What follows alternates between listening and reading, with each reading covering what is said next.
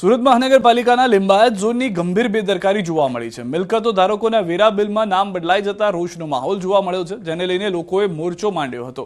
Limbayat zone વિસ્તારમાં આવેલ ભાટિયાના ખાતાના 126 મિલકતદારોના વેરામાં નામ બદલાઈ ગયા, જેથી લોકોએ ઝોન ઓફિસ બહાર વિરોધ દર્શાવી તાત્કાલિક નામ બદલ કરવા માંગ કરી છે। જો કે લિંબાયત ઝોનના આકારણી અધિકારી ડેટા એન્ટ્રીમાં ભૂલ થઈ હોવાનું રિટર્ન કરતા જોવા મળ્યા।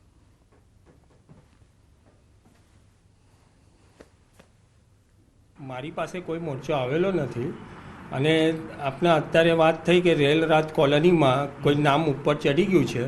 એ રિવિઝન વખતે ડેટા એન્ટ્રીમાં ભૂલથી ચડેલું છે અને એનામાં સ્ટાફને સૂચના આપવામાં આવેલી છે।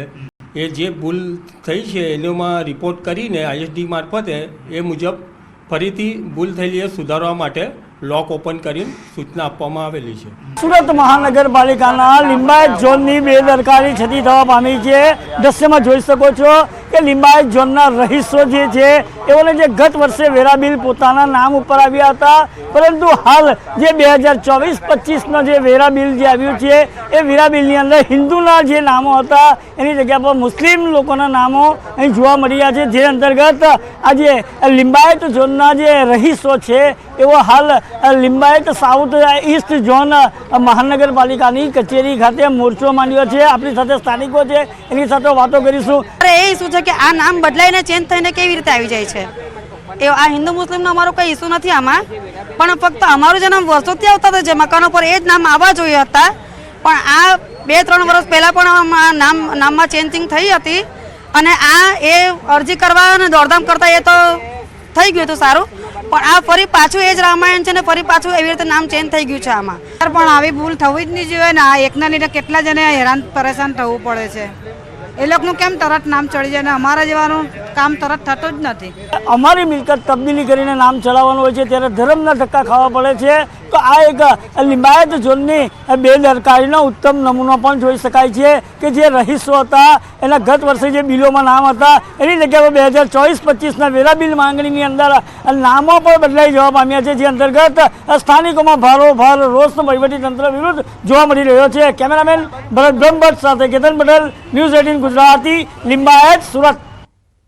હાલ રોકાઈ શક વિરામ માટે આપ જોડાયા રહો ગુજરાતની number 1 news channel news 18 Gujarati સાથે।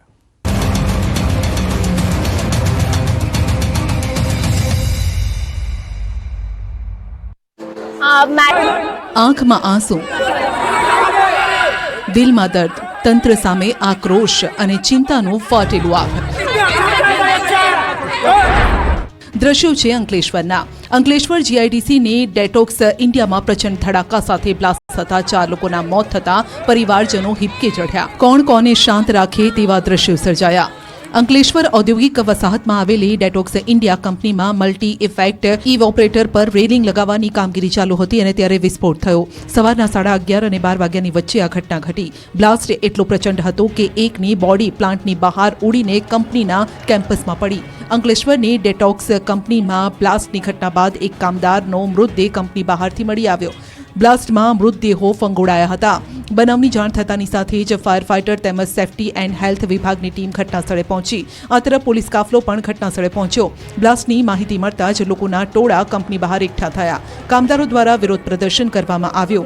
કંપનીના ગેટ પર બેસી કામદારોએ હંગામો મચાવ્યો। અંકલેશ્વર જીઆઈડીસીમાં આવેલી ડેટોક્સ ઇન્ડિયા કંપની ઇન્ડસ્ટ્રીયલ વેસ્ટના નિકાલનું કામ કરે છે।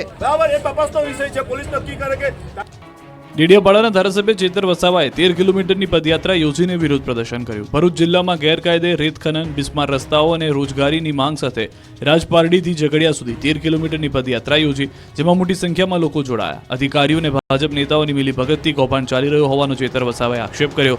તો બીજી તરફ ચોમાસામાં બિસ્માર થઈ ગયેલા રસ્તાઓનું હજુ સુધી સમારકામ ન થતા રોષ ઠાલવ્યો। ઉદ્યોગમાં સ્થાનિકોને રોજગારીને લઈને પણ આક્ષેપ કર્યા અને તમામ પ્રશ્નોના નિવારણ માટે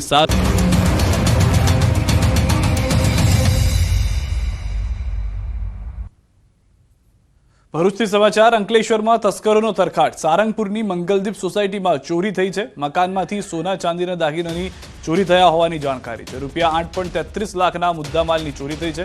2 તસ્કરો સીસીટીવી કેમેરામાં કેદ થયા છે। જીઆઈડીસી પોલીસે તપાસ શરૂ કરી છે।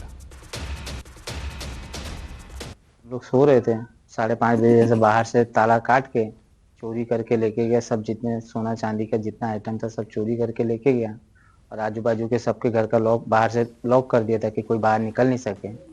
हम लोग जब तक निकले तब तक वो लोग भाग चुके थे। पुलिस में फरियाद कर दी है। અમદાવાદમાં ચોરીની ઘટનાઓ દિન પ્રતિદિન વધી રહી છે। શિયાળાની શરૂઆતની સાથે ચોર ટોળકીઓ પણ સક્રિય થઈ ગઈ છે। વસ્ત્રાપુરના સત્યમ મંગલોઝમાં તસ્કરો ત્રાટક્યા હોવાની ઘટના જોવા મળી। સવારના 5 વાગે તસ્કરો ઘરમાં ચોરી કરવા ઘૂસ્યા, જેના સીસીટીવી પણ જોવા મળ્યા। છાના પગલે આવેલી ચોર ટોળકી સીસીટીવી ફૂટેજમાં સ્પષ્ટપણે દેખાઈ રહી છે। તસ્કરો રોકડ અને અન્ય બેગ ઉઠાવી ફરાર થઈ ગયા હતા। તો દ્રશ્યો આપ જોઈ રહ્યા છો કે કઈ રીતે ચોર ઘૂસે છે અંદર। જે ઘરની અંદર રખાવવામાં આવેલો કેમેરો હતો તેની અંદર બંને જે ચોર આવ્યા હતા, ત્યારબાદ ત્રીજો વ્યક્તિ જે ઘૂસે છે તેની ઘટના કેદ થઈ રહી છે। આ બે દ્રશ્યો આપ જોઈ રહ્યા છો। એક તરફ ભરૂચની અંદર ચોરીની ઘટના કે જે સીસીટીવીમાં કેદ થઈ, બીજી તરફ ઘરની અંદર જે કેમેરો રાખવામાં આવ્યો હતો તેની અંદર આ ચોર ટોળકી આવે છે, જોવે છે આસપાસથી શું નીકળી શકે એમ છે, તેની બાદ ચોરી કરી ફરાર થઈ જાય છે। રાજકોટના જેતપુરમાં યુવતીનો આપઘાત। યુવતીના આગામી રવિવારે હતા લગ્ન પૂર્વે જ યુવતીએ ગળે ફાંસો ખાઈ જીવન ટૂંકાવ્યું। 25 વર્ષીય સુરભી રાવલિયાના આપઘાતથી ચકચાર। 1 વર્ષ અગાઉ યુવતીના ભાઈનું પણ બીમારીથી મોત થયું હતું। ભાઈના મોતથી ભાંગી પડેલ યુવતીને માતા પિતાને છોડીને સાસરે જવું ન હોવાથી આપઘાત કર્યો હોવાનું પરિવારજનોએ જણાવ્યું। મૃતકના મૃતદેહને જેતપુર હોસ્પિટલ સરકારી ખાતે પીએમ અર્થે ખસેડીને જેતપુર સિટી પોલીસે સમગ્ર મામલે તપાસ હાથ ધરી છે।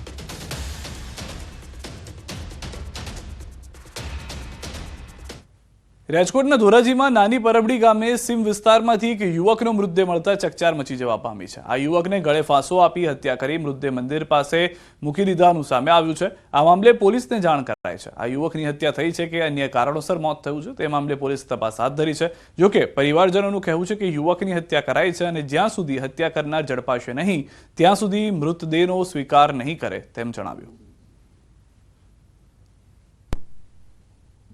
દીવાબત્તી કરવા આવ્યો અહીં મંદિરે, ત્યારે આ પોઝિશન મેં આની લાશ જોઈ અને એની ગાડી પડેલી છે, અને પડેલો હતો બરોબર। મેં લાશને સ્પર્શ કરેલો નથી। પછી અહીંથી હું નીકળી દીવાબત્તી કરી, મેં મારા કાકાને કાકીને બોલાવ્યા, એના મા બાપને કે ભાઈ તમારો હિમલો ક્યાં છે? તો કે એ હાંજનો નથી આવ્યો। મેં કીધું એ મંદિરે આપણા દાદાના મંદિરે મંદિરની દિવાલે પડ્યો છે, એની ગાડી ન્યા છે। કોઈ બનાવ બનેલો છે? આ 10 વાગ્યાને કે 11 વાગ્યાના ગાળામાં કરીને આ તો સવારમાં અમને જાણ થઈ। અમારા દાદા પરિવાર છે અહીંયા, અમારા સાગઠિયા પરિવારના સુરાપુરા દાદા, ત્યાં દીવાબત્તી કરવા આવતા અમારો ભત્રીજો એને આ જોયું અને અમને જાણ કરી। કોણે કર્યું છે? કઈ શંકા કોઈની ઉપર? શંકાપદ હવે આમાં કેવી રીતે ખબર પડે સાહેબ? આ ડેડ બોડી જોતા લાગે છે કે એનું મર્ડર થયું છે અને જેની ઉપર શંકા છે એના નામ પણ આપવામાં આવ્યા છે। ધોરાજી પોલીસ અહીંયા ઉપસ્થિત છે। તાત્કાલિક જે આરોપીઓ છે એની ધરપકડ કરે અને પંચનામું અને ડેડ બોડીનું પીએમ થયા બાદ એ લોકો વિરુદ્ધમાં ગુનો દાખલ કરીને તાત્કાલિક આરોપીઓને પકડવામાં આવે। જ્યાં સુધી આરોપીઓને પકડવામાં નહીં આવે ત્યાં સુધી અમે અનુસૂચિત જાતિ સમાજ દ્વારા નક્કી કરેલ છે કે આ ડેડ બોડી સ્વીકારવામાં આવશે નહીં। બનાસકાંઠામાં વધુ એક દુષ્કર્મની ઘટના। દાંતીવાડામાં અપહરણ બાદ દુષ્કર્મમાં 2 શખ્સોએ ગાડીમાં કર્યું હતું અપહરણ। યુવતી પર કારમાં સામૂહિક દુષ્કર્મ ગુજાર્યું। દૂધ ભરાવીને ઘરે જતી યુવતીનું કર્યું હતું અપહરણ। દુષ્કર્મ બાદ ગઢ નજીક યુવતીને છોડી ફરાર।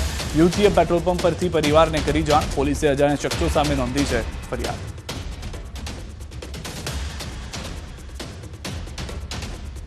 આ તરફ પાટણમાં બાળ તસ્કરી કેસમાં વધુ એકની અટકાયત થઈ છે। સાંઈ કૃપા હોસ્પિટલની મેનેજમેન્ટ કરનારની અટકાયત થઈ છે। મેનેજમેન્ટ કરનાર અમૃત ચૌધરીની અટકાયત થઈ છે। બોગસ ડોક્યુમેન્ટ બનાવ્યા હોવાનું સામે આવ્યું, જેને કારણે એસઓજી પોલીસે અમૃત ચૌધરીની અટકાયત કરી વધુ પૂછપરછ હાથ ધરી।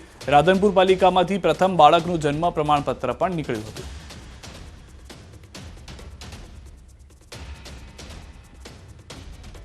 અંબાજીના ગબ્બર તળેટીમાં 51 શક્તિપીઠ મંદિરોની પ્રતિકૃતિવાળી 51 શક્તિપીઠ મંદિરોની સ્થાપના કરવામાં આવી છે। એક જ દિવસમાં એક જ જગ્યાએ તમામ શક્તિપીઠના દર્શનનો લાભ લઈ શકાય તે માટે અંબાજીના ગબ્બરમાં 51 શક્તિપીઠ મંદિરોની સ્થાપના કરવામાં આવી, જેના પ્રચાર પ્રસાર માટે અંબાજી મંદિર દેવસ્થાન ટ્રસ્ટ દ્વારા એક અલાયદો અંબિકા રથ બનાવી ગુજરાતના વિવિધ વિભાગોમાં પ્રચાર માટે મોકલવામાં આવે છે, જેના આજે 3જા રાઉન્ડની શરૂઆત કરવામાં આવી છે। અંબિકા રથમાં માતાજીની આરતી પૂજા કરીને મંદિરના અધિક કલેક્ટરે માતાજીની ધજા લહેરાવી અંબિકા પ્રસ્થાન કરાવ્યું હતું। આ રથ 1 મહિના સુધી બનાસકાંઠા, પાટણ અને મહેસાણા જિલ્લાના વિવિધ ગામોમાં પરિભ્રમણ કરશે। ગામડે ગામડે ફરી સંતોની નોંધણી કરશે અને માતાજીનો પ્રસાદ ગામડે ગામડે પહોંચાડવામાં આવશે અને એ દ્વારા સૌ ભાવિ ભક્તો માઈ ભક્તો અહીંયા અંબાજી સાથે અંબાજી આવે, 51 કિલોમીટર પરિક્રમા કરે, ગબ્બર ખાતે દર્શન કરે, એ શુભ આશયથી આ રથ આજે પ્રસ્થાન કરાવ્યું છે. અમદાવાદમાં બીએપીએસ સંસ્થાનો ભવ્ય આંતરરાષ્ટ્રીય મહોત્સવ યોજાશે. નરેન્દ્ર મોદી સ્ટેડિયમમાં આગામી તારીખ 7 ડિસેમ્બરે પ્રમુખ સ્વામી મહારાજની જન્મ જયંતિની ભવ્ય રીતે ઉજવણી કરાશે. મોદી સ્ટેડિયમમાં કાર્યકર સુવર્ણ મહોત્સવ ઉજવાશે, જેમાં દેશ વિદેશથી આવતા 1 લાખથી વધુ કાર્યકરોનું અભિવાદન ઝીલવામાં આવશે. આ ઉજવણીથી પ્રમુખ સ્વામી મહારાજને તેમના જન્મદિવસ નિમિત્તે વિશિષ્ટ ભાવાંજલિ અર્પણ કરાશે. આ સમારોહમાં બીએપીએસના આધ્યાત્મિક વડા મહંત સ્વામી મહારાજ ઉપસ્થિત રહેશે.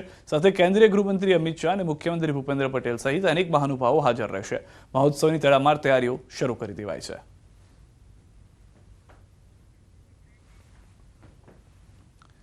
દાહોદથી સમાચાર. દેવગઢ બારિયામાં યુવક પર રીંછનો હુમલો. ભુવાલ ગામે રીંછે હુમલો કર્યો હોવાની જાણકારી છે. મકાઈનો પાક સાચવવા ગયેલ યુવક પર હુમલો થયો છે.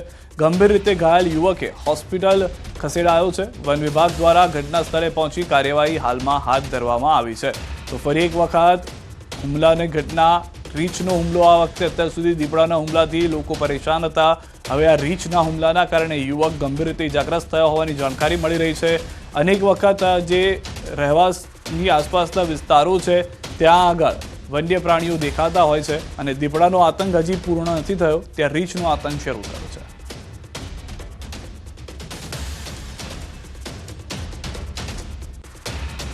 મકાઈનો પાક સાચવવા ગયેલ યુવક પર આ હુમલો થયો હોવાની પ્રાથમિક જાણકારી મળી રહી છે કે યુવક જે છે તે ખેત કામ સાથે જોડાયેલો હતો અને મકાઈનો જે પાક હતો તે સાચવવા ગયો હતો. સમાચારોમાં અત્યારે બસ આટલું જ. આપ જોતા રહો ગુજરાતની number 1 news channel news 18 Gujarati.